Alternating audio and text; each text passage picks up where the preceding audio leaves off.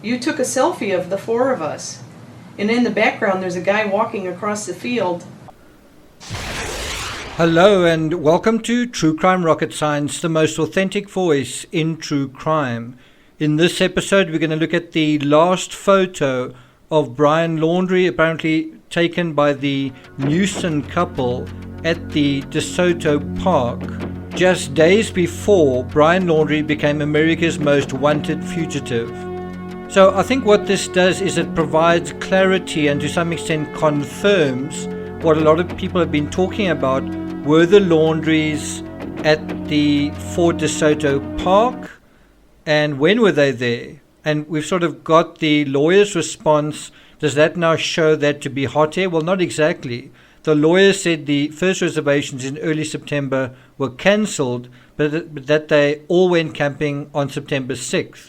And that appears now to be confirmed. So let's go through that lawyer's statement. He said, that dog doesn't know what he's talking about. The Laundries had reservations at the campground for September 1 to 3. They cancelled those reservations and did not go to that park during that weekend, although, blah, blah, blah. And then they did go to the campground September 6 and 7 as a family, and they all left together despite the claims of others. The following weekend, Chris, Roberta, and Brian went to other places on 2 different days. He doesn't name them, and the FBI is aware of this.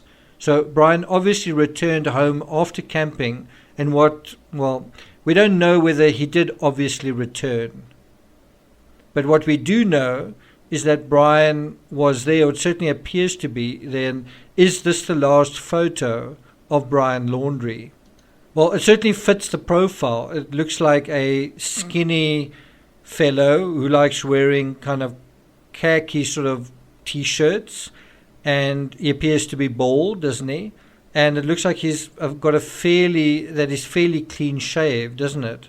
Very strange. If somebody I knew was missing, I wouldn't be going camping. And that is actually the backdrop to all of this, is that while Gabby was missing, and, apparently with no explanation, one really does wonder what Brian told his parents when he arrived back. Did he say that Gabby decided to kind of go into the wild, a bit like Chris McCandless? And I think Brian is aware of Chris McCandless on his social media. And, maybe he said, well, she went into the wild and I don't know where she is. How should I know? Or, we broke up and she decided to continue their journey. One wonders what was actually said. And I mean, that thing on its own, were they engaged or weren't they, is also kind of something that is quite murky. Nicole Schmidt believes that they weren't, that they were effectively back to dating. And I think that was something that was also taking place in terms of the dynamics. They had gotten engaged, they'd announced the engagement on social media, and by the end of the summer epic, it had gone from engagement to dating to the end of the relationship, right? And we've seen now with a couple of cases, Barry Morphew, Chris Watts, Patrick Frazee, and others, that when a relationship ends, sometimes someone's life also ends.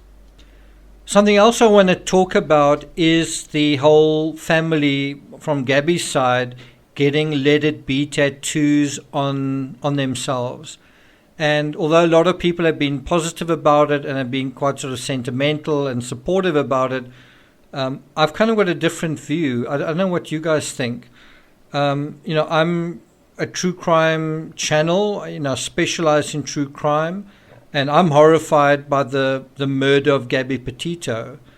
It isn't right. I'm angry about it. At times I'm very sad about it. And the last thing that I sort of feel is let it be. I also think that is total anathema to true crime, to the whole pursuit of justice. The last thing you do is let it be. What you want to do is pursue someone. And here you have a situation where you cannot let it be because Brian right now is a fugitive. So what you really need is the opposite of let it be, which is go after him. In the words of Dr. Richard Kimball, played by Harrison Ford in The Fugitive, You find this man. You find this man. I've got to say I feel the same way. Indignation, anger, impatience, urgency, also a sense of grief and sadness for Gabby. but certainly not kind of a sense of resignation and let it be. I don't know. What do you guys think? Am I out of line saying that? I do think it's a nice gesture, putting a tattoo that is personal to them. That is something that is kind of a nice gesture, but the sentiment itself, let it be, I'm not sure if it's appropriate. What do you guys think? I mean, I think one thing one's got to think about is what Gabby was thinking when she used the tattoo. What was the let it be a reference to? Wasn't it perhaps a reference to a painful past? I don't know whether one can apply that to something like a murder. And interestingly, John Lennon, who was basically the dude who authored the song, he actually hated the song. He didn't feel like it suited the group. And what is quite interesting is he was inspired by a dream where he'd actually seen his mother. And that is what led to this song, is kind of, I guess, letting go of his mother. But that was, something I think that's totally different to your own child that dies in mysterious circumstances, and then saying, while the perpetrator possibly still on the run, let it be.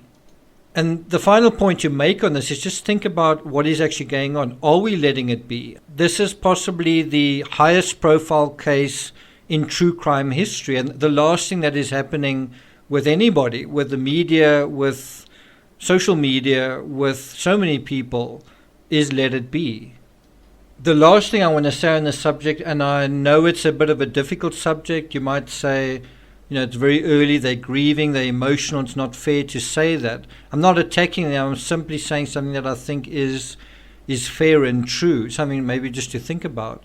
But the other side of it is, imagine if you are the perpetrator, imagine if you are the criminal, imagine if you've done something and gotten away with it and thought you would get away with it and want to get away with it and are running away, and you hear someone saying about the victim, or let it be. Wouldn't that suit you? Wouldn't that suit your purposes? Wouldn't that reassure you?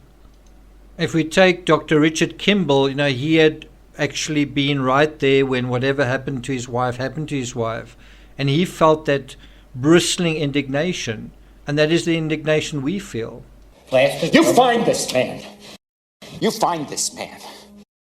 I've also been doing some research. I've been wanting to do a video on rumor control, but I've just felt I needed to do more investigation just to make sure of my information. And so once I do have a bit more clarity, I'll be doing a live dealing with the timeline, especially the uncertainty regarding the critical date of August 26th.